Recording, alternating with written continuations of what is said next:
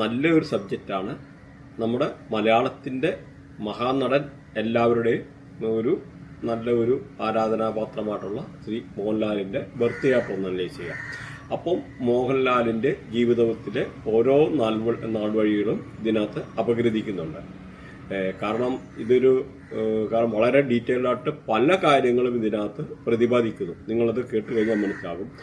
കാരണം ഇതിനകത്ത് നമ്മൾ പല രീതിയിൽ ഇപ്പം എന്ന് പറഞ്ഞാൽ ബൃഹനാഡിയുടെ ബേസ്ഡ് ആയിട്ടുള്ള ഒരു ചാർട്ടാണ് നമ്മൾ ചെയ്യുന്നത്.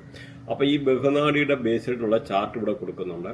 ഇത് കൂടാതെ മിസ്റ്റിക്കൽ ട്രയാങ്കിൾ വെച്ചിട്ട് നമ്മുടെ അതിൻ്റെ ഒരു അനലൈസും ബൃഹനാഡിയും മിസ്റ്റിക്കൽ ട്രയാങ്കിളും നിങ്ങൾക്കപ്പോൾ കണ്ടിരിക്കുമ്പോൾ നിങ്ങൾക്ക് മനസ്സിലാകും. നിങ്ങളുടെ ഓരോ വ്യക്തികളുടെയും വിദ്യാഭ്യാസം, ആരോഗ്യം, അല്ലെങ്കിൽ മെഡിക്കൽ അസ്ട്രോളജി റിലേറ്റഡ് ആയിട്ടുള്ള ജീവിതത്തിലെ നാനാ തുറകളിലും വെച്ചുള്ള ഏത് കാര്യം എപ്പം സംഭവിക്കാൻ പറ്റും.